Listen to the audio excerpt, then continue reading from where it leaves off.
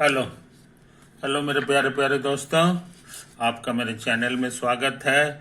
मेरे चैनल का नाम है रजनीकांत सिन्हा।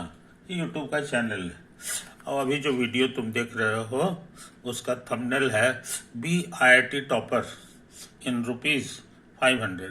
500 रुपये जमा करना मेरे दोस्त, और उसके बाद जिंदगी का लाजवाब सुख भोगो। और वो कौन सा चीज़ है सो समझ लो। यही वो एड्रेस है जिसमें तुमको 500 रुपया ट्रांसफ़र करना चाहिए।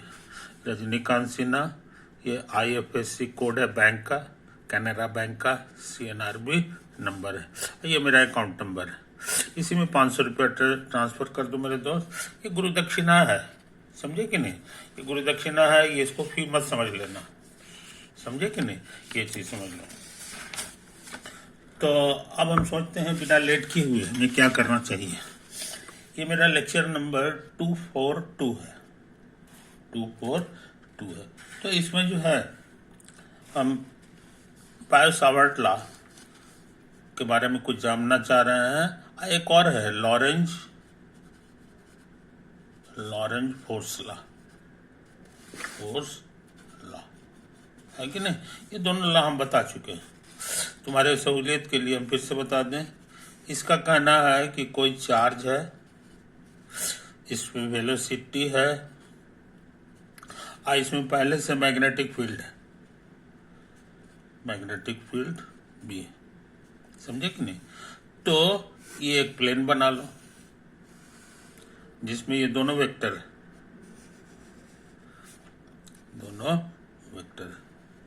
समझे? उसके बाद इस प्लेन के ऊपर, इसको ना हो तो हम बढ़िया से लिख लें, प्लेन कंटेनिंग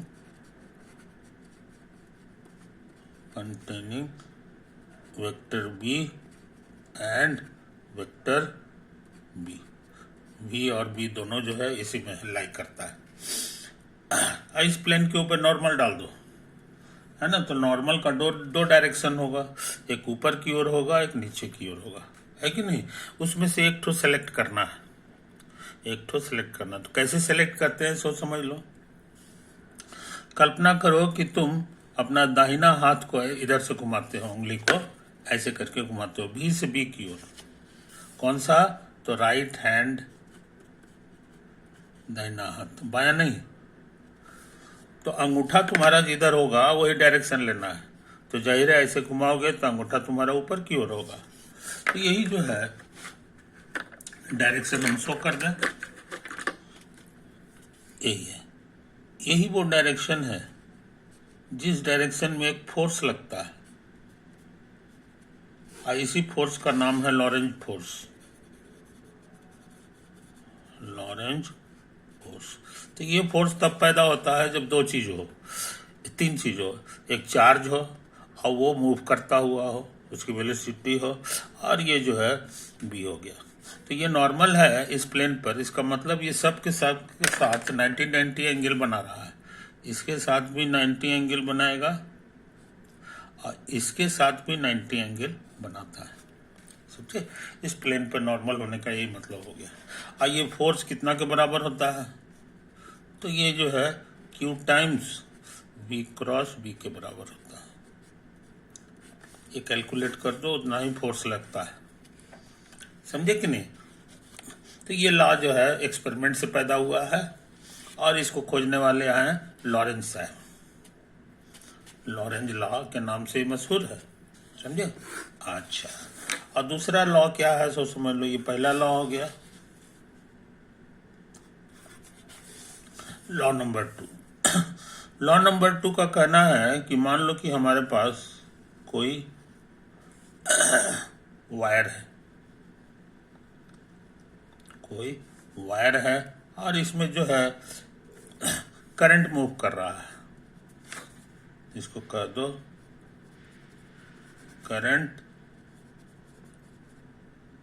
करंट का नाम I दे दो, करंट I कैरिंग वायर, समझे? लोहे का तार, चाहे तांबे का तार, कुछ भी हो सकता है, ये होता है। इसमें करंट फ्लो कर रहा है, करंट जो है इधर फ्लो कर रहा है कि नहीं? अच्छा, अब इसका छोटा सा एलिमेंट ले लो, ये इतना सा एलिमेंट हम ले रहे हैं बस, समझे कि नहीं। इसका नाम हम लोग देंगे, इसको कह दो आई, और फिर ये जो वेक्टर है इसको हम लोग डीएल कह दें क्योंकि छोटा है ना। इसको हम लोग कहते हैं करंट एलिमेंट, करंट एलिमेंट। तो इस तरह के बहुत सारे करंट एलिमेंट से मिलकर ये पूरा तार बना है, समझे कि नहीं। अब हर करंट एलिमेंट जो है आसपास में मैग्नेटिक फील्ड बना देता है, समझे कि नहीं। तो मैग्नेटिक फील्ड बना है कि नहीं, इसको चेक करने का ट्रिक क्या है, मैग्नेटिक नीडल आता है बाजार में, बच्चा लोग खेलता है उससे, है कि नहीं। 25-50 रुपये में मिलेगा, उसको यहाँ पे रख दो, तो रख दोगे तो जिधर मैग्नेटिक फील्ड का डायरेक्शन होगा उधर ही उसका कांटा दिखाई देगा।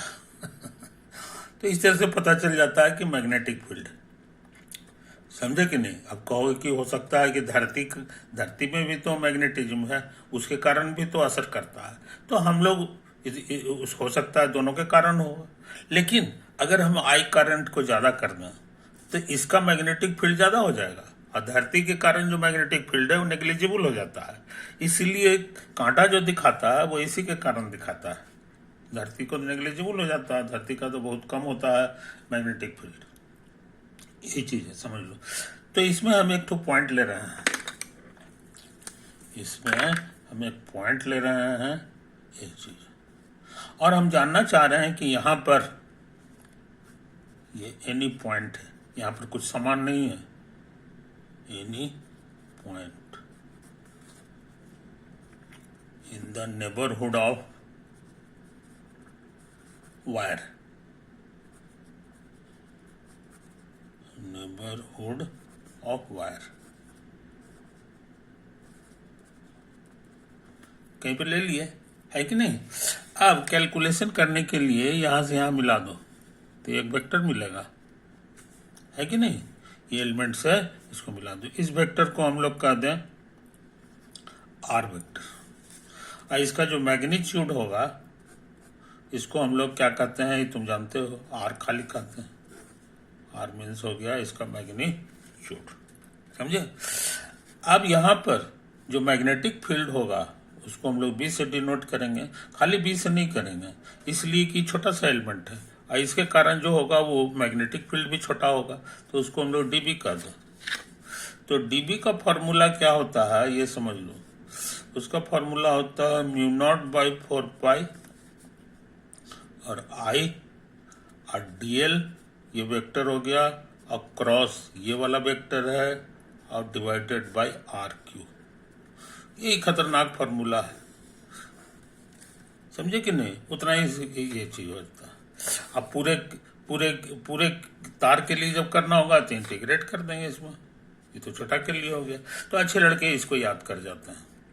ये फॉर्मूला जिस आदमी ने खोजा था वो एक आदमी नहीं है, वो बायर्ट है और सावर्ट, बायर्ट सावर्ट लाए, कुछ समझे। तो अच्छे लड़के इन बातों को याद रखते हैं। यही तो है कहानी मेरे यार, यही है कहानी।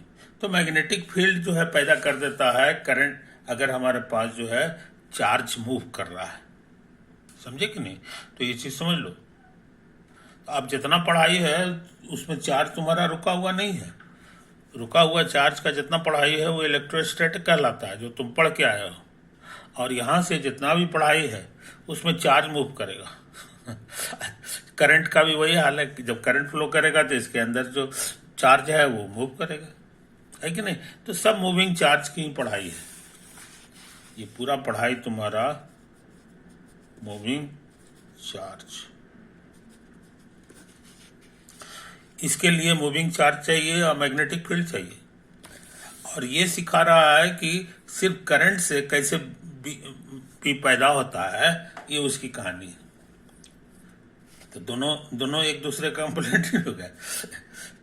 करंट अगर हमारे पास है तो हम मैग्नेटिक फील्ड पैदा कर लेंगे।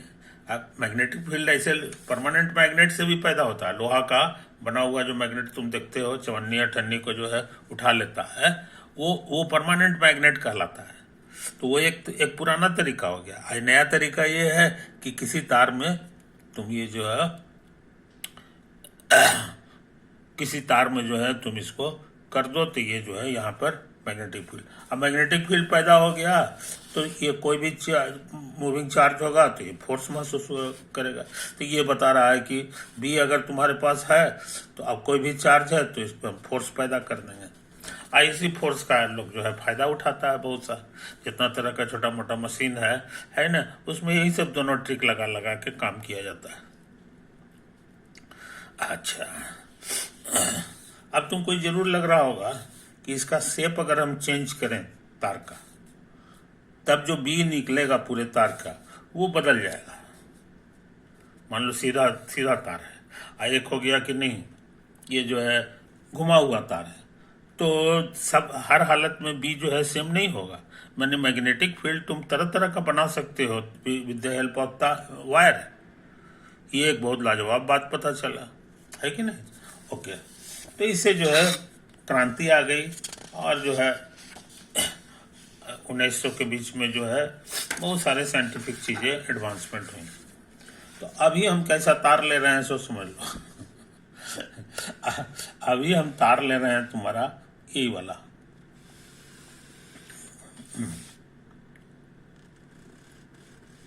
ये तुमको इशारा करने के लिए बता दिए कि ये हमारा तार है, इसमें करंट जो है आई फ्लो कर रहा है ना। इसको बढ़िया से स्ट्रेट वायर है,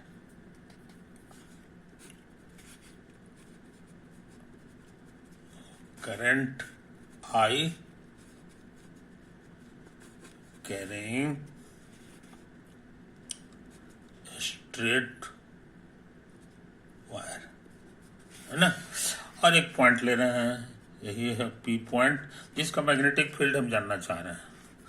इसका तार से परपेंडिकुलर दूरी जो है ये मान लो कि डी है, समझे, डी है। अच्छा, अब सुनो कहानी। हिसाब किताब के लिए हमको एक्स एक्सिस वाई एक्सिस जरूरी है, तो हम हरा रंग का एक्स एक्सिस वाई एक्सिस बना रहे हैं, है कि नहीं। ये हमारे लिए एक्स एक्सिस है और ये हमारे लिए वाई एक्सिस है, और जेड एक्सिस किधर है ये बिना बताए हुए समझ लो। ऐसे घुमाओगे तो जो खड़ा रहेगा कागज के ऊपर, है कि नहीं, वही जो है जेड एक्सिस का पॉजिटिव डायरेक्शन हो गया। इस डायरेक्शन में यूनिट वेक्टर जो होता है उसको हम लोग ऐसे करते हैं, इस डायरेक्शन में यूनिट वेक्टर को जे से डिनोट किया जाता है और जेड एक्सिस के डायरेक्शन में यूनिट वेक्टर को के से डिनोट किया जाता है। ये सब पुरानी बातें हैं तो हम लोग को याद रखना चाहिए, समझे कि नहीं। ये चीज समझ लो, ये चीज समझ लो। अच्छा, अब इसका एक छोटा सा एलिमेंट ले रहे हैं, छोटा सा एलिमेंट ले रहे हैं, ये वाला यही ले रहे हैं। यही मेरे लिए डीएल वेक्टर हो गया, डीएल वेक्टर हो गया। और ये वाला तुम्हारा आर की जगह काम कर रहा है, क्योंकि यहीं पर का मैग्नेटिक फील्ड हमको चाहिए, बी एट पी। ये क्या होगा, ये क्या होगा, तो ये जो वेक्टर है ये हमारे लिए आर का काम करेगा। बात समझे, तो बढ़िया से समझ लो, बढ़िया से समझ लो। अब हम लोग आ जाएं इस पॉइंट को रिप्रेजेंट करने के लिए। तो ये वाई एक्सिस पर है तो यहाँ वाई लिख दो, और पहला घर 0 और तीसरा घर भी 0 होगा क्योंकि वाई एक्सिस पर है ना। अब तुमको निकालना है डीएल, डीएल का माने हो गया ये वाला, हम कोऑर्डिनेट भर दें तो 0 y 0। अब डिफरेंशियल सब में लगेगा, डिफरेंशियल ऑफ y और डिफरेंशियल ऑफ 0। कांस्टेंट का डिफरेंशियल 0 हो जाता है, ये dy हो गया और ये 0 हो गया। आई बात समझ में। तो डीएल क्या है इस क्वेश्चन में से समझ गए। अच्छा, इस पॉइंट का पोजीशन वेक्टर बताना आसान है। ये ओरिजिन है हमारा, ओरिजिन से डी दूरी है, और एक्स एक्सिस पर है तो बाकी घर 0 0 हो जाएगा, समझे, यही तो है। इसीलिए आर वेक्टर बताना आसान है। ये जो वेक्टर है ये फाइनल पॉइंट ये हो गया और शुरू हुआ है यहाँ से, तो अगला माइनस पिछला हो जाता है, तो डी 0 0 और माइनस 0y 0। समझे? घटाना आता है, बायां में बायां घटेगा, मिडिल में मिडिल घटेगा, किनारे में किनारे घटेगा। तो कुल मिला के आ गया d माइनस वाई और 0। बढ़िया से समझ लो फोटो, समझे? अब हम यहाँ पर काम करने जा रहे हैं। b at p by Savart law कहता है म्यू नॉट बाई 4 पाई और करंट और dl क्रॉस r अब बटा इसके लंबाई का क्यूब। समझे? कोई दिक्कत नहीं। सच पूछो तो यहाँ पर का लंबाई जो है वो हो जाएगा मॉडुलस ऑफ ये वेक्टर। मॉड निकालना आता है, रूट ओवर कर दो सबके स्क्वायर का जोड़। तो कुल मिला के ये हमारे लिए हो गया d square plus Y square. अब तेजी से चीज भर दो। याद रहे डी बी नहीं है, ये बी नहीं है, डी बी है, क्योंकि सिर्फ एलिमेंट के कारण हम लोग यूज किए हैं। अच्छा, अब ये हो गया हमारे लिए mu naught by 4 pi I, ये आर क्यू का मतलब हो गया जनाब root over d square plus Y square का होल क्यूब। ये तो है। अच्छा, और डीएल क्रॉस आर चाहिए, तो डीएल क्रॉस आर हम यहाँ पे निकाल रहे हैं। डीएल क्या है, यहां से भर लेंगे 0 dy 0, 0 dy 0 क्रॉस आर क्या है, ये यहां से भर लेंगे। आर हमारे लिए यही है, d comma minus y 0 comma minus y 0। Cross कराना आता है, इसको छिपा दो, तिरछे तिरछे गुना कर दो। अब माइनस ऐसे 0 गुना माइनस वाई, बीच वाला छिपाओ 0 गुना डी और 0 गुना 0। इसको छिपाओ तो हो गया 0 गुना माइनस वाई और डी वाई गुना। सिंप्लीफाई करेंगे तो खत्म हो गया, ये भी खत्म हो गया, और ये सिर्फ आ गया डी गुना डी वाई। समझे? हम लोग चाहें तो इसको बाहर कर सकते हैं, डी गुना डी इंटू है, ये डी वाई है। आई हो गया 0 0 1, जिसका नाम है के, शॉर्ट में के का होगा। समझे? तो इस तरह से हम लोग पता लगा लिए कि इस पूरे क्वेश्चन में डीएल क्रॉस आर मेरा कितना है।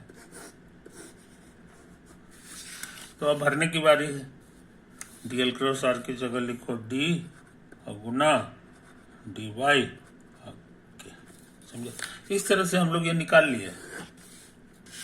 बढ़िया से देख लो मेरे यार, है ना? ये कैलकुलेशन हमारा जो है यही सब चला है, ये तो है कहानी। नेक्स्ट, अब हमको निकालना है बी का मैंने यहाँ पे इंटीग्रेट कर दो। समझे? तो इधर भी इंटीग्रेट करना होगा, तो ये हो गया mu naught I by 4 pi into d और फिर 1 by d square plus Y square का ये आधा पावर और 3/2 पावर हो जाएगा जी, और गुना डी वाई। अब के कांस्टेंट है, इसको हम चाहें तो कहीं भी रख सकते हैं, यहाँ रख दो, ठीक हो गया।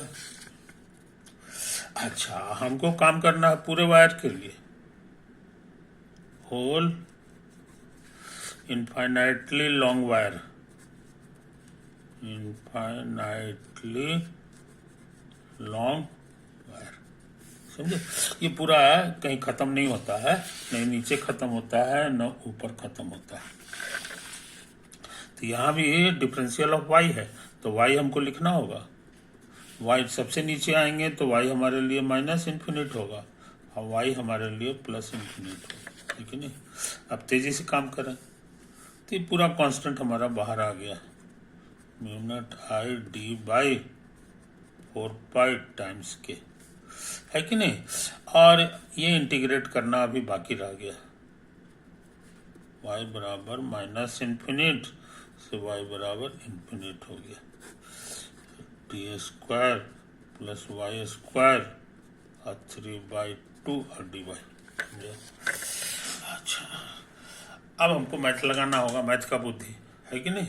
तो हम सोच रहे हैं कि ये काम भी अगले पेज में करें, यहाँ पे जगह कम है। अभी हम लोग ऐसा करें कि हम लोग निकाल लें 1/डी square plus Y square whole to the power 3/2 और डी वाई। ये क्या होगा? तो इसके लिए मैथ में हम लोग सीखे हैं ट्रिक। इस शकल का जब भी रहता है तो हम लोग इस वेरिएबल को नाम दे देते हैं डी और tan और थीटा। क्योंकि हमको इसको ये पावर को खत्म करना है। तो यहाँ पर ही भरोगे तो डी स्क्वायर कॉमन आके आ जाएगा 1 प्लस tan स्क्वायर थीटा। इसका बहुत अच्छा फॉर्मूला था साइन स्क्वायर थीटा। तो स्क्वायर स्क्वायर खत्म होकर साइन क्यूब थीटा हो जाएगा। तो हमारा सवाल आसानी से बन जाएगा। इसका डिफरेंशियल माने डी और tan का डिफरेंशियल लिखाएगा। तो डी हो गया और tan का डिफरेंशियल होता है सेक स्क्वायर थीटा और डी थीटा। समझे? तो इस तरह से डी वाई हम लोग जान गए। अभी सारा चीज भर दो तो पूरा सवाल जो है हमारा थीटा में बदल जाएगा। 1 और ये हो गया तुम्हारा, इसको भी निकालिए दो, d square plus Y square और 3/2। वाई का वैल्यू यहाँ भर देंगे, डी tan थीटा का होल स्क्वायर और ये 3/2। डी स्क्वायर कॉमन आ गया तो 1 प्लस tan स्क्वायर थीटा और ये 3/2 हो गया। तो डी स्क्वायर हो गया। ट्रिग्नोमेट्रिक आता है कि ये सेक स्क्वायर थीटा होगा और ये 3/2 हो गया। ये पावर जो है ये डी सेक थीटा है और होल स्क्वायर है। एक और पावर है तो आपस में गुना हो जाता है, तो ये खत्म हो गया। तो ये 3 पावर बचा जो कि डी क्यू और सेक क्यू थीटा हो जाएगा। समझे? इस तरह से तुम जान गए कि ये खतरनाक चीज बहुत आसान चीज बन गया।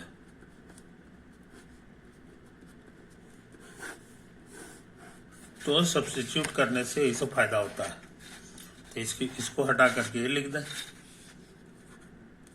डी क्यू और सेक क्यू थीटा और डी वाई। और डी वाई का वैल्यू हम निकाल चुके हैं, डी सेक स्क्वायर थीटा और डी थीटा। तो ये कटे छटेगा तो डी कट छट के 1/डी स्क्वायर कांस्टेंट है बाहर आ गया। ये कट गया तो नीचे एक तो सेक थीटा बचेगा बस। अब क्या करें? तो 1/डी स्क्वायर और ये कॉस थीटा हो गया जनाब। कॉस थीटा हो गया है कि नहीं?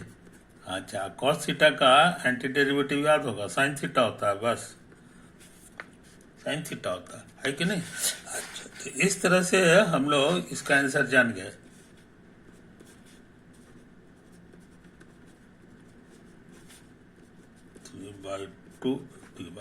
मगर हमको इसका आंसर नहीं चाहिए, हमको चाहिए इसमें लटका हुआ है y का वैल्यू माइनस इन्फिनिट से प्लस इन्फिनिट, y बराबर माइनस इन्फिनिट से प्लस इन्फिनिट, है कि नहीं? तो उसी तरह से यहाँ पर हमको थीटा का वैल्यू लिखना होगा।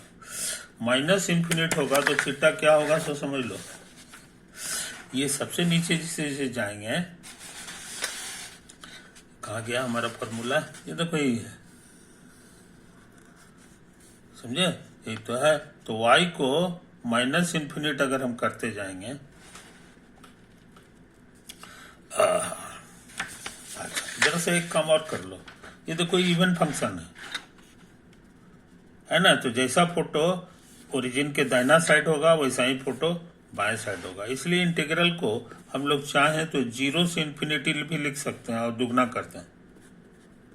तो इंटीग्रल का पढ़ाई कहता है कि इसको हम चाहें तो ऐसे भी लिख सकते हैं, 2 टाइम्स y बराबर 0 सो y बराबर इन्फिनिट भी कर दें।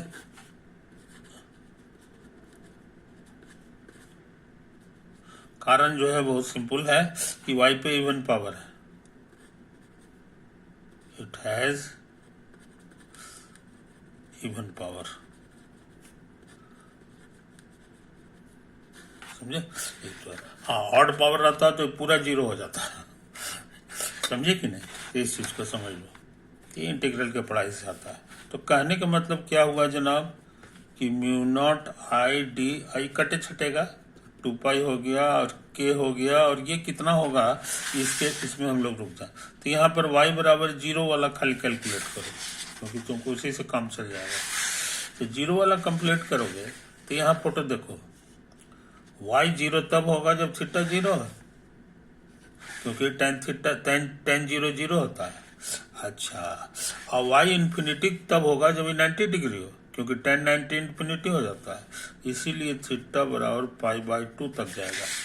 अब क्या करें? अब हम लोग जो है गड़बड़ सड़बड़ नहीं किए जी, नहीं गड़बड़ तो नहीं किए। अच्छा, अब देखो पहले ऊपर वाला डाटा भराएगा, तो sin π/2, अब माइनस, तब नीचे वाला, तो ये हो गया 1/d², ये 1 माइनस इतना। कहने का मन ये खतरनाक इंटीग्रल हमारा सिर्फ 1/d² है,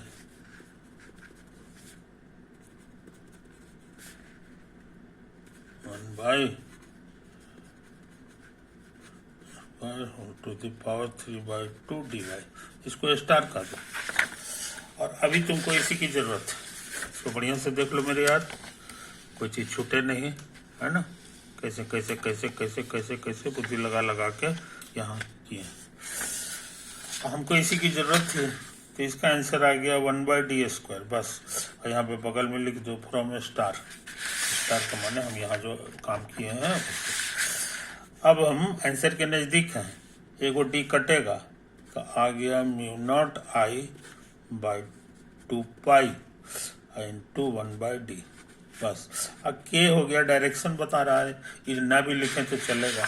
और याद रखो यही तुमको निकालना था, यही है तुम्हारा डी खत्म होगा और मैग्नेटिक फील्ड एट बी, तो ये चीज समझ लो। तो magnetic field at B, magnetic field at P, यहाँ पर जो मैग्नेटिक फील्ड होगा उसका डायरेक्शन क्या होगा, यहाँ से पता चल गया, वो है के का मतलब है, के का मतलब क्या होता है सो समझ लो, है ना? के का माने ऊपर की ओर, ऊपर की ओर, है कि नहीं? तो इसको जो है हम लोग ऐसे करके देख सकते हैं। तार को दाहिना हाथ से पकड़ो और अंगूठा को करंट के डायरेक्शन में रखो, तो ऐसे रखेंगे, है कि नहीं? यही तो है करंट का डायरेक्शन।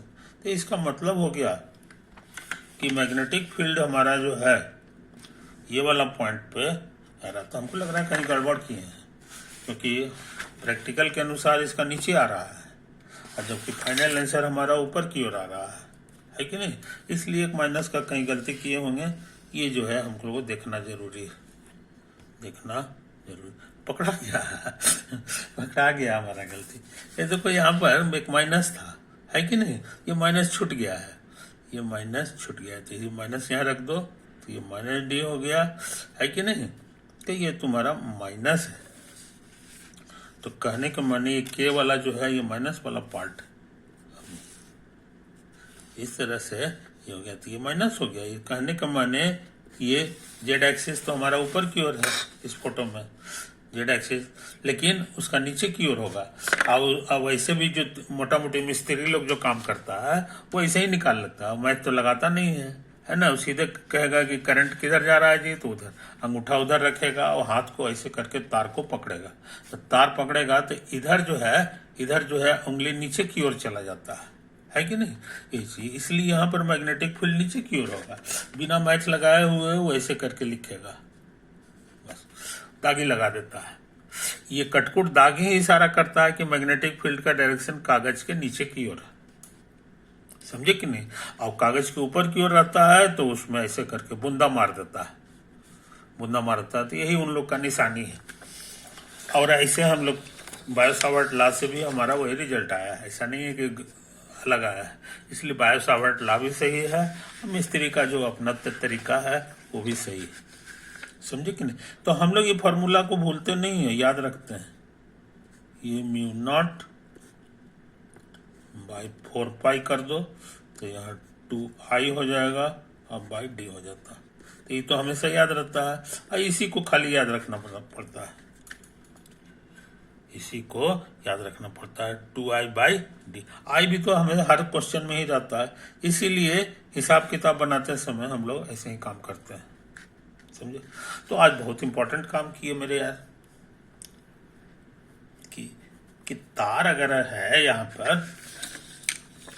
पे तार है, ये दूरी मालूम है, तो मैग्नेटिक फील्ड हम लोग तुरंत निकाल ले सकते हैं, मैग्नेटिक फील्ड हम लोग तुरंत निकाल ले सकते हैं। तो आज बहुत इंपॉर्टेंट काम किए हैं, है कि नहीं।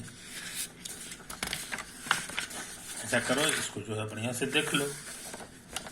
ये हमारा पहला पेज है, 3 पेज आज पढ़ाए हैं, 3 पेज तुम्हारा पढ़ाए है कि नहीं। यही है, यही है, यही है, यही है, बायो-सावर्ट लॉ है ना। उसके बाद जो है दूसरा पेज हमारा ये है, दूसरा पेज ये है कि नहीं। अच्छा अच्छा अच्छा अच्छा अच्छा, यही सब है कहानी। देखो ये है, और यहाँ पर ये आया। अब तीसरा पेज, आखिरी पेज हमारा यही है, ये